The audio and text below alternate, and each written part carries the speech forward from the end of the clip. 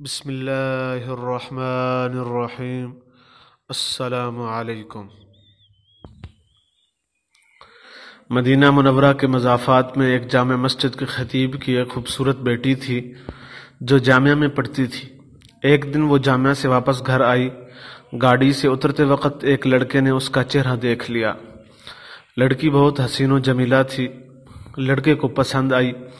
اس نے پتہ کیا لڑکی خطیب صاحب کی بیٹی تھی۔ لڑکے نے اسی دن سے صف اول میں نماز پڑھنے کا اہتمام شروع کیا۔ اذان سنتے ہی مسجد کے دروازے پر پہنچ جاتا۔ نماز تک تلاوت قرآن میں مشغول رہتا۔ 6-7 مہینے تک وہ اسی معمولات کا پابند رہا۔ اس کے بعد اس نے والد سے شادی کی خواہش کا اظہار کیا۔ والد نے کہا ٹھیک ہے، دیکھ لیں گے مناسب رشتہ۔ اس نے کہا کہ لڑکی میں نے دیکھ لی۔ والد کے پوچھنے پر اس نے خطیب صاحب کی بیٹی کے بارے میں بتایا۔ اس نے کہا یہ تو بہت اچھی بات ہے، امام صاحب سے ملتے ہیں۔ عمائدین محلہ کے ساتھ امام صاحب کی خدمت میں حاضر ہوئی ہے۔ امام نے لڑکے کے بارے میں پوچھا، انہوں نے اسی لڑکے کی طرف اشارہ کیا۔ خطیب نے لڑکے کی دینداری کو دیکھ کے رشتہ لڑکی سے مشورہ کرنے اور رضامندی ظاہر کرنے پر قبول کیا۔ چنانچہ رشتہ طے ہوا۔ 6-7 ماہ بعد شادی ہوئی۔ شادی کے کچھ عرصہ بعد لڑکے نے نماز پڑھنے میں سستی شروع کی۔ 1-2 ماہ بعد لڑکے نے داڑھی کاٹ دی۔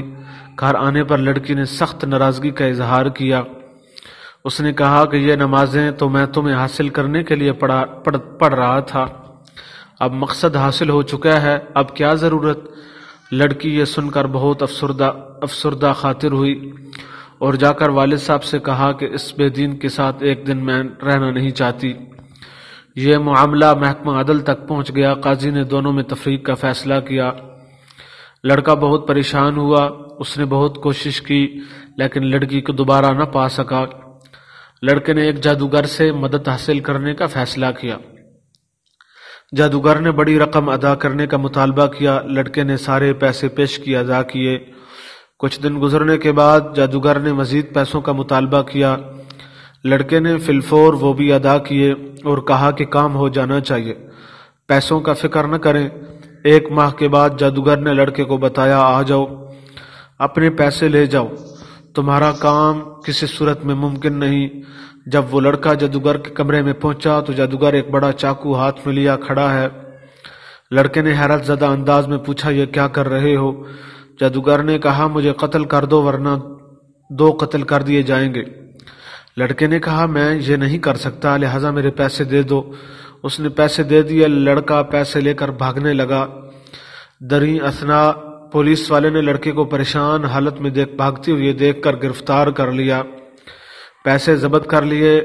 لڑکے کے توسط سے پولیس جادوگر تک پہنچ گئے۔ جادوگر نے پولیس کو کہا مار ڈالو، میں مرنے والا ہوں، مجھے وہ نہیں چھوڑیں گے۔ پولیس نے دونوں کو قاضی کے پاس لے گئے۔ قاضی کو جادوگر نے پوری کہانی سنائی کہ ہم استمداد بالشیاطین کے ذریعے جادو کا عمل کرتے ہیں اور کامیاب ہو جاتے ہیں، لیکن اس لڑکی پر جب میں نے یہ عمل کیا اور شیطانوں سے مدد حاصل کرنے کی کوشش کی تو اس گھر کی حفاظت پر فرشتے مامور تھے۔ پھر میں نے دوسرا عمل کیا، تب بھی فرشتے مامور تھے لیکن پہلے سے تعداد میں زیادہ۔ اس کے بعد میں نے رئیس الشیاطین سے مدد لینے کی کوشش کی۔ اس بار جب وہ گھر کے پاس گیا تو وہاں اعظم فرشتے کھڑے تھے۔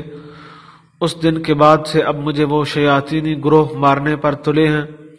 قاضی حیران ہے۔ اس نے خطیب صاحب کو بلایا۔ جب امام صاحب تشریف لائے تو انہوں نے پوچھا کیا عمل کرتے ہو؟ کہ فرشتے آپ کے گھر کی حفاظت پر مامور ہیں۔ اس نے پوچھا کیوں، کیا ہوا؟ کیونکہ اس کو پتہ بھی نہیں تھا کہ یہاں کیا چل رہا ہے۔ جب انہوں نے امام صاحب کو پوری کہانی سنائی تو خطیب صاحب نے کہا کہ ہمارے گھر میں صبح روزانہ سورۃ بقرہ کی تلاوت ہوتی ہے، اور جس گھر میں سورۃ بقرہ کی تلاوت ہوتی ہے اس پر جنات اور شیاطین اثر نہیں ہوتا۔ نیک خاندان کی حفاظت اللہ تعالی کے لیے اللہ ایسا انتظام کرتا ہے۔ جزاکم اللہ۔